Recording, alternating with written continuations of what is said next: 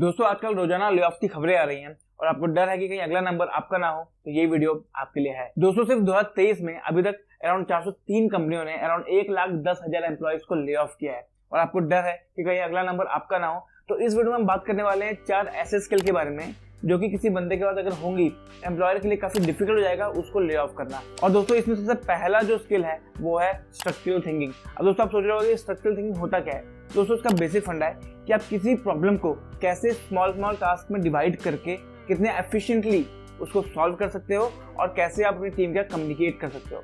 अब इसको समझते हैं दोस्तों एक सिंपल एग्जांपल के साथ। फॉर एग्जांपल मानिए आपको अपने घर पर एक कस्टम डेस्कटॉप कंप्यूटर सेट करना है, ठीक है। तो आप अगर जो स्ट्रक्चरल थिंकिंग है उसके थ्रू नहीं सोचते हैं, आप क्या करेंगे, आप मार्केट में जाएंगे, आप पता करेंगे कि क्या क्या चीजें लगती हैं इसके लिए। हार्ड डिस्क लगता है, मेमोरी लगती है, सीपीयू लगता है, मॉनिटर लगता है। अभी ये जाएंगे मार्केट में, लेके आ जाएंगे और उसको कनेक्ट कर देंगे और आपका समाव जो कंप्यूटर है वो स्टार्ट भी हो जाएगा, ठीक है। लेकिन दोस्तों इसका प्रॉब्लम ये है, तो जब भी कोई दोस्तों इश्यू आएगा तो आप क्या करेंगे, किसी टेक्निकल बंदे पे जो इस फील्ड का है उस पर आप डिपेंडेंट रहेंगे, ठीक है।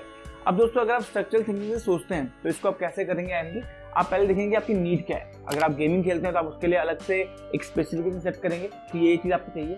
अगर आप गेम नहीं खेलते, आप कोड करते हैं बहुत ज़्यादा, तो आप उसके अराउंड एक अलग से स्पेसिफिकेशन सेट करेंगे। फॉर एग्जाम्पल मानिए कि आप गेम बहुत ज़्यादा खेलते हैं, आप गेम खेलना चाहते हैं उस कंप्यूटर पे, तो आप क्या करेंगे, आप एक देखेंगे कि जो हार्ड डिस्क है वो आपको बहुत ज़्यादा नहीं चाहिए, लेकिन 500 GB में काम हो जाएगा। लेकिन आपको जो CPU है वो बेटर परफॉर्मेंस वाला चाहिए ताकि आपकी गेमिंग का जो परफॉर्मेंस है बहुत अच्छा रहे। उसके दोस्तों आपको ग्राफिक्स कार्ड लगेगा उसके लिए, राइट। तो ये सब चीज़ें आप चेक करेंगे अपनी नीड के हिसाब से। सारे जो पार्ट्स है उसको एनालाइज करेंगे, उनके रोल को देखेंगे एंड फिर आप मार्केट से लेके आएंगे और आप फिर कनेक्ट करेंगे। तो आपने देखा अपने एक कॉम्प्लेक्स प्रॉब्लम को जो कि आपको एक डेस्कटॉप सेटअप करना है उसको कैसे छोटे छोटे पार्ट्स में डिवाइड कर दिया, ठीक है। और फ्यूचर में जब भी कोई इशू आएगा किसी पार्ट्स के रिलेटेड, फॉर एग्जांपल मानिए कि आपका डेस्कटॉप जब भी आप ऑन कर रहे हैं क्रैश कर रहा है, तो आपको समझ में आएगा कि हो सकता है कि जो हार्ड डिस्क है वो कनेक्टेड नहीं है, इसलिए इशू आ रहा है, ठीक है। और दोस्तों आज के टाइम पे ना हर एक एम्प्लॉयर, हर एक कंपनी जो होती है वो देख रही होती है ऐसा एम्प्लॉय। वो आप देखोगे तो बहुत सारे इंटरव्यू में ऐसे क्वेश्चन पूछते हैं जो कि आपके स्ट्रक्चरल थिंकिंग की जो एबिलिटी है उसको चेक करते हैं। इसका दोस्तों जो अगली स्किल है ना वो है क्यूरियोसिटी। अब दोस्तों क्यूरियोसिटी एक ऐसी स्किल है, एक ऐसा ट्रेट है एक एम्प्लॉय का या बंदे का जो कि उसको ना बाकी भीड़ से ना काफी अलग दिखाता है। और मैं ऐसा क्यों बोल रहा हूँ मैं बताता हूँ, क्योंकि क्यूरियोसिटी ना आपके 3 स्किल्स को बूस्ट करता है। पहली है सेल्फ लर्निंग स्किल, क्योंकि आप रोज नई नई चीज सीख रहे होते हैं। आप ना हमेशा कोई नई टेक्नोलॉजी आई, नया प्रोसेस आया, आप उसको समझते हैं, देख रहे होते हैं कि कैसे काम करता है। आपके अंदर वो जिज्ञासा होती है, आपके अंदर वो कीड़ा होता है कि आपको समझना है कि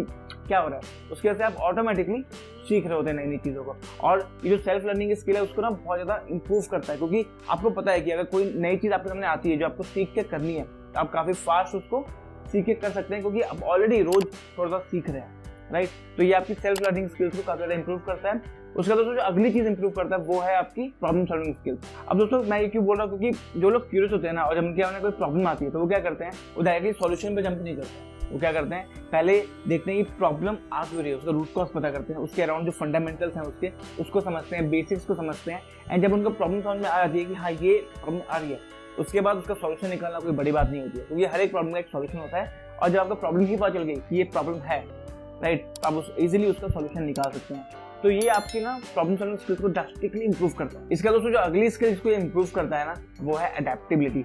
अब दोस्तों आप सोचोगे कैसे। दोस्तों मैंने आपको फर्स्ट वन में क्या बताया कि ये जो क्यूरियोसिटी वाली स्किल है वो आपकी सेल्फ लर्निंग को बहुत ज्यादा बूस्ट कर रही होती है, इंप्रूव कर रही होती है। तो उससे क्या होता है दोस्तों, आप ऑलरेडी मार्केट से काफी आगे होते हो, आप रोज नई नई चीज सीख रहे होते हो। तो जब भी कोई नई टेक्नोलॉजी आती है, नई प्रोसेस आता है या फिर नया कुछ आता है कि आपको सीख के वो करना है, तो आपको ऑलरेडी उसके बारे में पता होता है, या फिर अगर नहीं भी पता है तो आप इतने अच्छे हो चुके होते हो सेल्फ लर्निंग में, या फिर आप इजीली उसको अडेप्ट कर लेते हो, उस टेक्नोलॉजी को अडेप्ट कर लेते हो। मैं आपको एक सिंपल एग्जांपल देता हूँ मेरा। तो जब मैंने अपना करियर स्टार्ट किया था KPIT में, तो मैं as a Java backend developer काम करता था। लेकिन मुझे ना थोड़ी बहुत इंटरेस्ट था बाकी टेक्नोलॉजी में, फ्रंट एंड डेवलपमेंट में। तो ना उस टाइम पे एंगुलर काफी नया आया हुआ था। तो मैं क्या करता था कि मैं ना एंगुलर के अराउंड देख रहा था। हमारे यहाँ पे ना KPIT में ट्रेनिंग्स होते थे बहुत सारे। तो ट्रेनिंग होने की वजह से क्या होता था कि आप ओपन थे, आप जाके बैठ सकते थे उस ट्रेनिंग में। तो एक दिन ना ऐसी गेस्ट ट्रेनिंग था एंगुलर का, तो मैंने सोचा कि क्यों ना जाके देखते हैं क्या है इसमें, कैसे काम करता है। तो मैं उसमें गया, मैंने ट्रेनिंग ली, अराउंड 3 दिन का ट्रेनिंग था मुझे याद है। तो मुझे बेसिक समझ में आया कि एंगुलर काम कैसे करता है, ठीक है। एंड उसके 3-4 महीने बाद क्या हुआ, लकीली एक प्रोजेक्ट आया एंगुलर का। अब बाकी जो टीम मेंबर्स थे मेरे, उनको एंगुलर का ज़्यादा पता ही नहीं था, उनको आइडिया नाम भी नहीं सुना हुआ था, क्योंकि ये बात है 2014 की। तो उस टाइम पे ना एंगुलर बहुत नया था। आई थिंक 2011 में एंगुलर 1 लॉन्च हुआ था, 2-3 उसके बाद लॉन्च हुआ था, तो काफी नया था मार्केट में।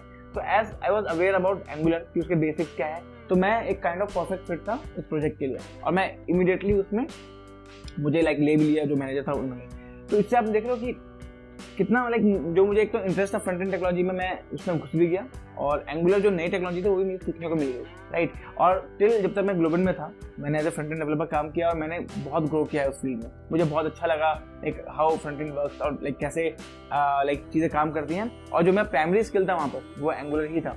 तो दोस्तों क्यूरियोसिटी ना आपको कभी भी धोखा देगी नहीं, आपको हमेशा हेल्प करेगी चीज़ों को सीखने में, फास्ट लर्न करने में, और आपको अडेप्ट करने में, जो आज के टाइम की मेन रिक्वायरमेंट है। और कोई भी एम्प्लॉयर नहीं चाहेगा कि ऐसा बंदा जो इजीली किसी भी टेक्नोलॉजी में कोई भी नई चीज़ सीख के उस पर काम कर सकता है, अडेप्ट कर सकता है, उसको वो छोड़े। इसका दोस्तों जो अगली स्किल है ना वो है कम्युनिकेशन। और दोस्तों यहाँ पे हम ना कम्युनिकेशन ऐसे इंग्लिश लैंग्वेज की बात नहीं कर रहे हैं, हम बात कर रहे हैं कि आप कैसे एक कॉम्प्लेक्स प्रॉब्लम को ईजिली कम्युनिकेट कर सकते हैं टीम के साथ, ठीक है, जो कि बहुत इंपॉर्टेंट है, बिकॉज आप सारा काम अकेले नहीं कर सकते हैं, आपको टीम के साथ ही काम करना होता है। आप इजीली कम्युनिकेट ही नहीं कर पा रहे हैं तो बहुत डिफिकल्ट हो जाएगा आपके लिए हैंडल करना चीज़ों को, काम करना, कंप्लीट करना टाइम पे। अब दोस्तों उसको समझते हैं एक सिंपल एग्जांपल के साथ। तो आपने देखा होगा कि जब भी कोई मीटिंग होती है, डिस्कशन होता है, उसमें 3 टाइप के लोग होते हैं। एक बंदा होता है जो सिर्फ सुन रहा होता है, ठीक है, इसके 2 रीजन हो सकते हैं, या तो वो इंटरेस्टेड नहीं है, या तो वो बहुत ज़्यादा इंट्रोवर्ट है। लेकिन दोस्तों अगर आप इंट्रोवर्ट हो ना तो ये एक सही स्किल नहीं है, मैं आपको बता देता हूँ।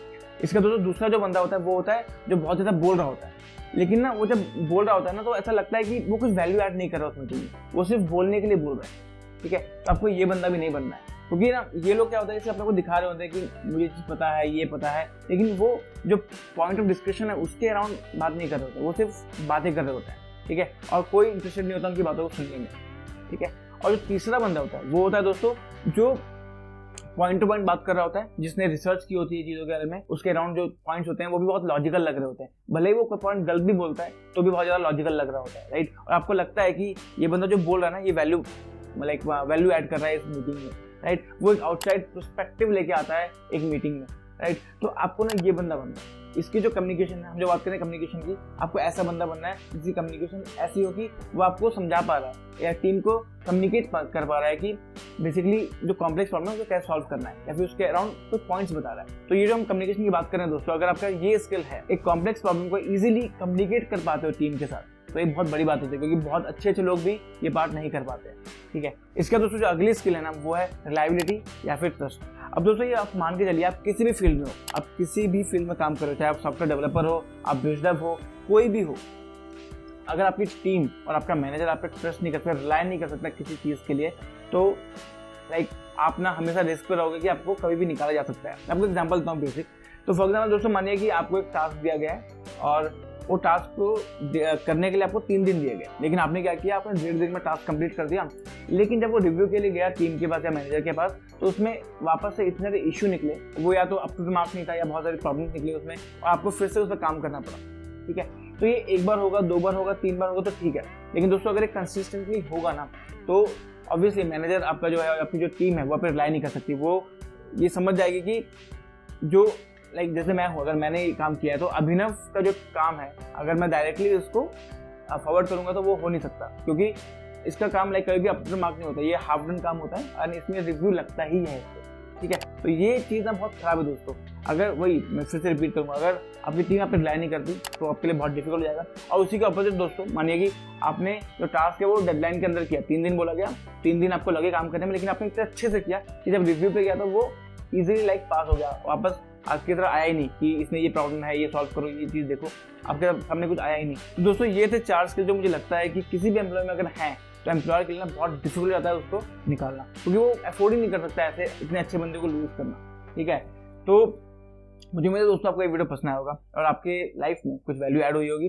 तो अगर आपको वीडियो पसंद आता है तो लाइक कीजिए, शेयर कीजिए दोस्तों के जिसको इस वीडियो की जरूरत है, ठीक है। और अगर आप नए चैनल पर नहीं है तो सब्सक्राइब भी जरूर कीजिएगा, क्योंकि हम इस टाइप के वीडियो लेकर आते ही रहते हैं।